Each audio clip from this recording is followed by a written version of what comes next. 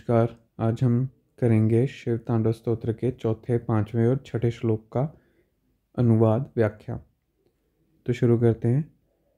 जटा भुजंग पिंगल स्फुरत फणा मणि प्रभा। तो इस श्लोक के खंड में जटा, जटाओं का अर्थ है। भुजंग मीन्स सर्प, पिंगल मीन्स तांबे रंग का, स्फुरत मीन्स ऊर्जा या प्रकाश, फणा फण फण मीन्स नागों के या सर्पों के जो फण हैं, मणि उन फणों में जो मणियाँ हैं, प्रभा उनका जो आभा है, जो प्रकाश है वो। तो इस खंड का अर्थ हो गया कि जटा रूपी जो सर्प हैं उनके फणों में जो मणियाँ हैं, उन मणियों का जो तांबे के रंग का जो प्रकाश है, जो प्रकाश उनसे निकल रहा है, जो ऊर्जा प्रकाश उनसे निकल रही है। आगे के श्लोक के खंड का देखते हैं। कदम कुमकुम द्रव प्रलिप्त दिग्वधु मुखे।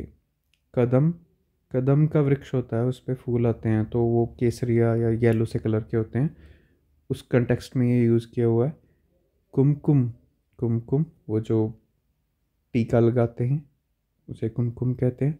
द्रव कुमकुम द्रव्य, द्रव्य मीन्स लिक्विड फॉर्म। प्रलिप्त प्रलिप्त मीन्स लगाया हुआ, अंगकार किया हुआ। दिग दिग मीन्स दिशा हो गई। वधु वधु मीन्स ब्राइड, वधु मुखे मुख पर। तो इस खंड का अर्थ हो गया कि केसरिया या येलो कलर का जो कुमकुम द्रव्य है वो दिशा रूपी वधु के मुख पर लग रहा है या लगा है, ऐसा लगा हुआ है उस पर। तो इस पूरे श्लोक को देख लेते हैं कि जटा रूपी भुजंग जो सर्प हैं उनकी उनके फणों में जो मणियाँ लगी हुई हैं, उनके तांबे के रंग के प्रकाश से दिशा रूपी जो वधु है उसके मुख पर कुमकुम, येलो कुमकुम जैसा वो जो प्रकाश है वो उनके मुख पर प्रलिप्त हो रहा है, उनके मुख पर लगा दिख रहा है, ऐसा भाव है। अगला श्लोक देखते हैं। मदांध सिंधुर त्वगुत्तरीय मेदुरे मनो विनोद अद्भुतम विभर्तुम भूत भर्तरी। मदांध, मद ये दो शब्दों से बना है, मद और अंध। मद मीन्स नशा और अंध मीन्स अंधा होना, जो नशे में अंधा। सिंधुर, सिंधुर का अर्थ है हाथी। स्फुरत, स्फुरत मीन्स लहराता हुआ। यहाँ कुछ भी जो एक स्थिर नहीं है, जो हिल रहा है, लहराता हुआ। त्वक, त्वक तव और त्वक जो है ये त्वक, त्वक त्वक मीन्स त्वचा, स्किन। उत्तरीय, उत्तरीय उत्तरीय जो है, उत्तरीय मीन्स वो जो कपड़ा है उसका, उत्तरीय का अर्थ है कपड़ा। मेदुरे सॉफ्ट, जो है सॉफ्ट। तो इस श्लोक के खंड का अर्थ हो गया कि नशे में अंधा जो है हाथी, मतलब मत वाला हाथी, मत वाले हाथी की त्वचा से बना हुआ जो कपड़ा है, सॉफ्ट कपड़ा जो है वो उन्होंने धारण कर रखा है और वो लहरा रहा है। आगे के श्लोक के खंड का अर्थ देखते हैं। मनो विनोद अद्भुतम विभर्तुम भूत भर्तरी। मनो मीन्स मन, विनोद मीन्स आनंद, अद्भुत अद्भुत आनंद, विभर्तुम भरना, भूत भर्तरी। भूत मीन्स एक तो मनुष्य मानव जितने भी हैं उन्हें भूत कहते हैं, या फिर वो भूतराज भी हैं भगवान शिव, तो उस कंटेक्स्ट में भी ये यूज़ किया हो सकता है, उस कंटेक्स्ट में भी ये यूज़ हो सकता है। भर्तरी उनका भरण पोषण करने वाले। तो इस जो श्लोक है उसका अर्थ हो गया कि वो भगवान शिव जिन्होंने हाथी की त्वचा का, मत वाले हाथी की त्वचा का जो कपड़ा है वो पहन रखा है, वो लहरा रहा है, ऐसे भगवान शिव जो सारे भूतों का भरण करने वाले या मानवों का भरण करने वाले हैं, उनसे या उनके भाव से मेरा मन जो है वो अद्भुत आनंद से भरा रहे। ये हो गया श्लोक का अर्थ। अगला श्लोक देखते हैं। सहस्त्रलोचन प्रभृत्य शेष लेख शेखर। तो सहस्त्रलोचन, सहस्त्र मीन्स हजार, लोचन मीन्स आँखें, जिसकी हजार आँखें। यहाँ पे इंद्र को सहस्त्रलोचन कहते हैं, उसकी हजार आँखें हैं ऐसा कहा जाता है। प्रभृत्य, प्रभृत्य मीन्स आदि इत्यादि।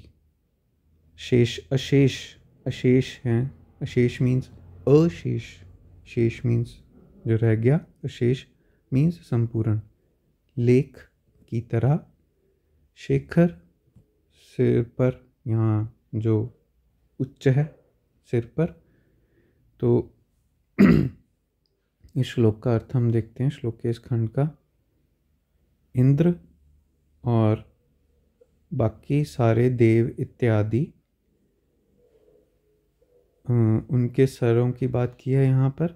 इसका संबंध अगले श्लोक के साथ भी है, तो दोनों का इकट्ठा देख लेंगे। तो आगे का श्लोक का खंड देखते हैं।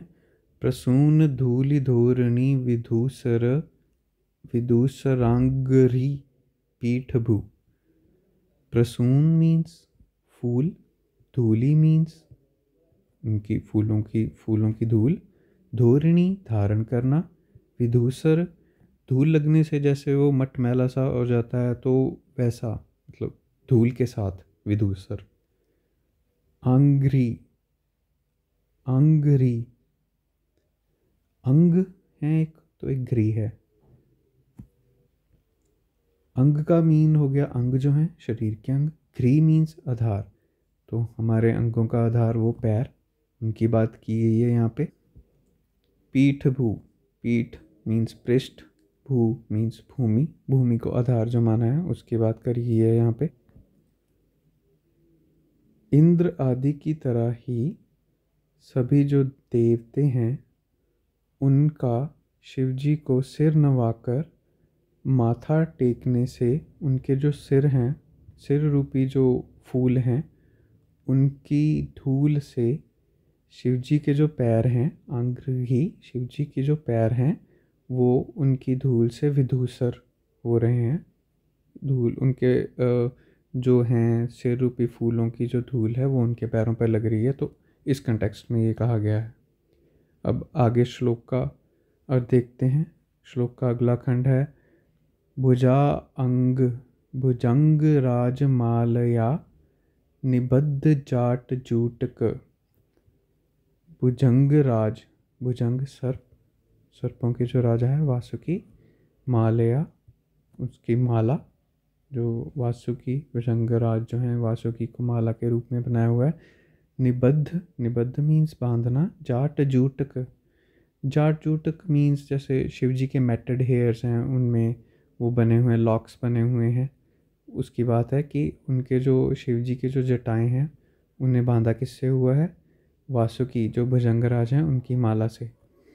तो आगे है, अगला खंड है। श्रीय चिराय जायताम चकोर बंधु शेखर।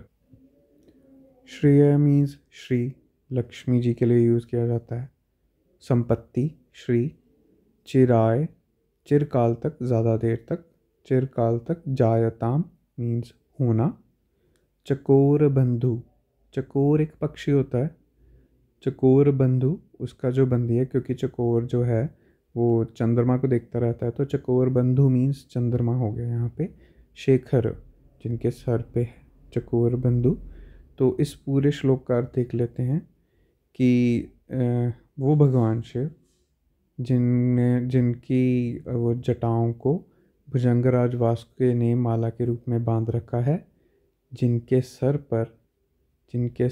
पर चंद्रमा विराजमान है, ऐसे भगवान शिव मेरे चिरकाल तक संपत्ति के कारक हों।